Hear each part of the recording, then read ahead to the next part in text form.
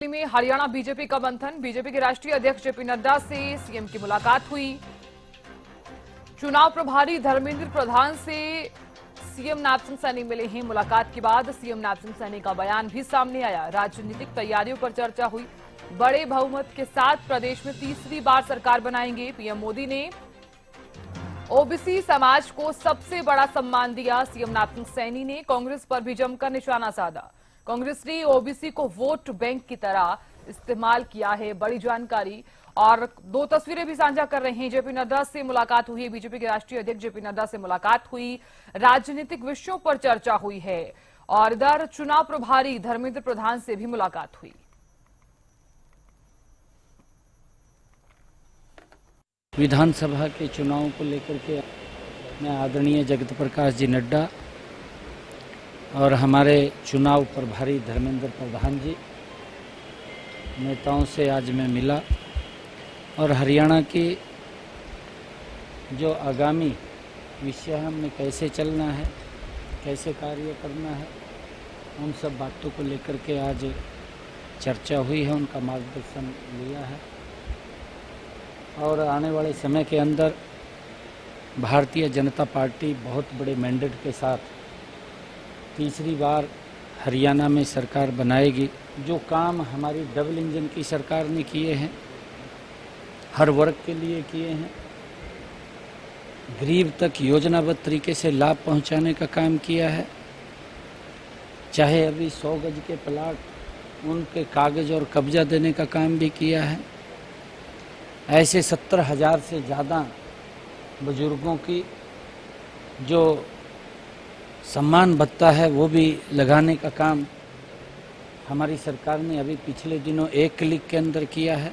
सबसे बड़ा सम्मान जो ओबीसी को दिया है, क्योंकि कांग्रेस ने उसके ऊपर लगातार राजनीति की है। कांग्रेस ने ओबीसी समाज को अधिकार देने के लिए उनका शोषण किया है।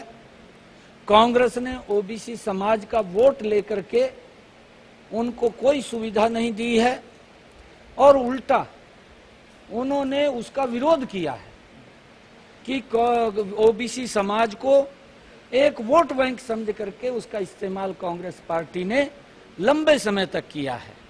मोदी जी ने आकर के ओबीसी आयोग बनाया, संवैधानिक शक्तियां दी। और खबर पर ज्यादा बातचीत करने और विश्लेषण करने के लिए हमारे पॉलिटिकल एडिटर अमित तिवारी जुड़ गए हैं। अमित, देखिए, विधानसभा चुनाव को लेकर दिल्ली में जिस तरह से बीजेपी ने मंथन किया और सीएम ने मुलाकात की, जेपी नड्डा से मुलाकात हुई और इधर चुनाव प्रभारी धर्मेंद्र प्रधान से भी मुलाकात हुई। सबसे पहले तो बात कर लेते हैं, दोनों मुलाकातों को आप किस तरह से देख रहे हैं, क्योंकि विधानसभा चुनाव बिल्कुल नजदीक है और मात्र 100 दिनों से भी कम समय अभी पेंडिंग बचा है। देखिए, निश्चित रूप से जब राजनीतिक लोगों की मुलाकात होती है तो उसके बड़े मायने तो साधना होते ही हैं और ऐसे में मुख्यमंत्री नायब सिंह सैनी और खासतौर पर उनके पास देखिए प्रदेशाध्यक्ष का दायित्व भी है। तो ऐसे में संगठन और सरकार दोनों चलाने का काम हरियाणा में नायब सिंह सैनी ही कर रहे हैं और वे कल पूरा दिन देखिए उन्होंने दिल्ली में बिताया और उस दिल्ली में उनकी मुलाकातें भी खासतौर पर जो राष्ट्रीय अध्यक्ष हैं भारतीय जनता पार्टी के केंद्रीय मंत्री और जेपी नड्डा से उनकी मुलाकात हुई। केंद्रीय मंत्री हैं धर्मेंद्र प्रधान और हरियाणा के चुनाव प्रभारी भी उन्हें बनाया गया, तो ऐसे में उनके साथ भी उनकी मुलाकात हुई।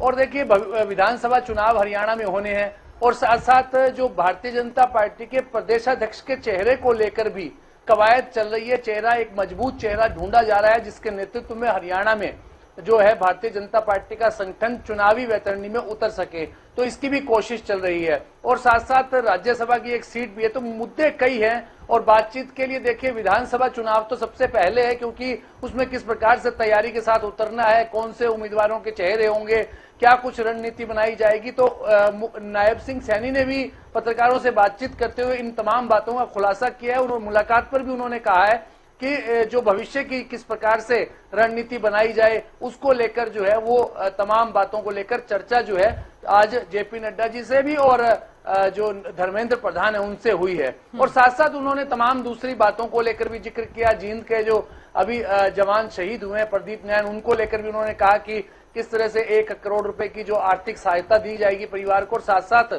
जो आश्रित होगा उसे सरकारी नौकरी जो अनुकंपा के आधार पर मिलती है वो दी जाएगी। ऐसे में कई बातें उन्होंने कही और सीधे रूप में ओबीसी वर्ग के लिए जो कल्याणकारी योजनाएं केंद्र में मोदी सरकार और प्रदेश में उनकी ओर से चलाई जा रही है उनको लेकर भी उन्होंने साधना इस जो बातचीत में चर्चा की है। जी बिल्कुल अमित, देखिए इस बीच मुलाकात हुई है और क्योंकि देखिए चुनाव प्रभारी धर्मेंद्र प्रधान से मुलाकात हुई है और अब जिस तरह से आप भी जानते हैं बीजेपी के प्रभारी जो सतीश पूनिया है उन्हें विप्लव देव की जगह रखा गया है ताकि हरियाणा का जो प्रभार है वो संभाले। लेकिन इस बीच अमित यहाँ पर सबसे बड़ी बात हो जाती है कि सीएम ने यह भी कहा है कि पीएम मोदी ने ओबीसी समाज को सबसे बड़ा सम्मान दिया है और कांग्रेस पर भी जिस तरह से निशाना साधते हुए नजर आए सीएम, और वो कह रहे थे कि कांग्रेस ने ओबीसी को वोट बैंक की तरह इस्तेमाल किया है। इसे किस तरीके से आप देख रहे हैं?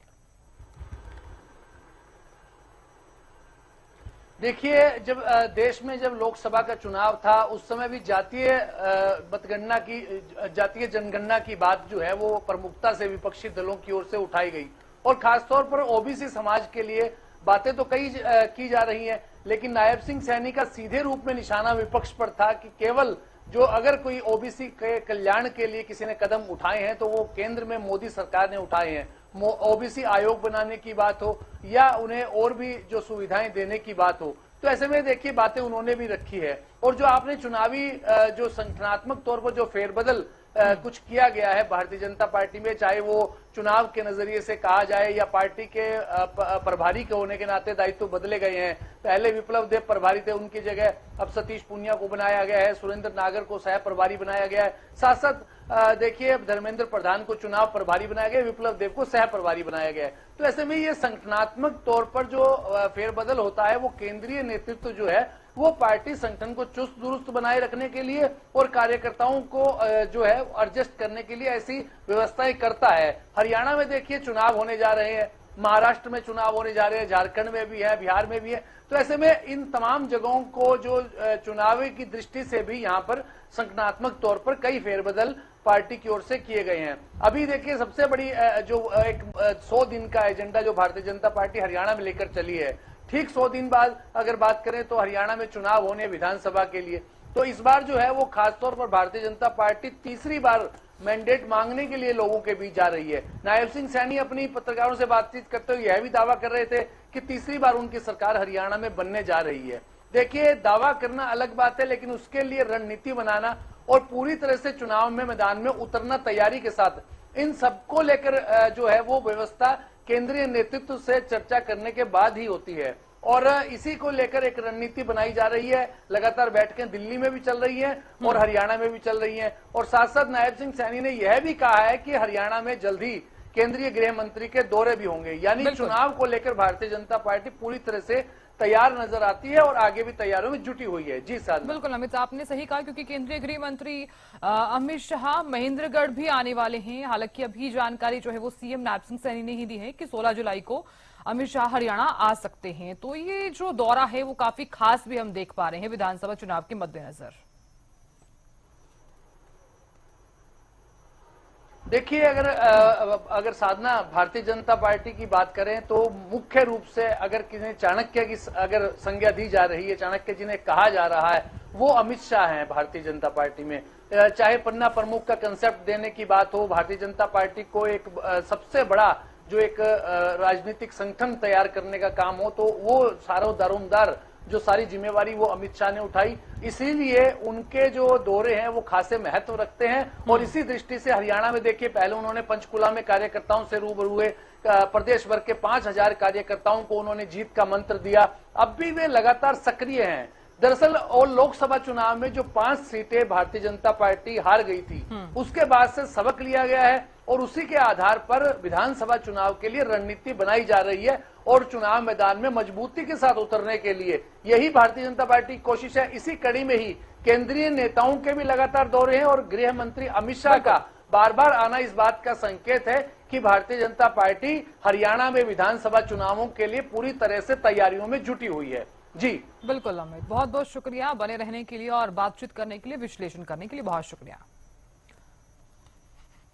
तो देखिए जो तरह से सीएम नायब सिंह सैनी ने चुनाव प्रभारी से मुलाकात की और बीजेपी के राष्ट्रीय अध्यक्ष जेपी नड्डा से भी मुलाकात हुई और ऐसे में दोनों ही मुलाकातों को काफी ज्यादा खास भी देखा जा रहा है विधानसभा चुनाव के मद्देनजर, क्योंकि राजनीतिक तैयारियों को लेकर जिस तरह से मुलाकात हुई है और अब विधानसभा चुनाव को लेकर अब पार्टी जो है वो काफी ज्यादा एक्टिव मोड में नजर भी आ रही है।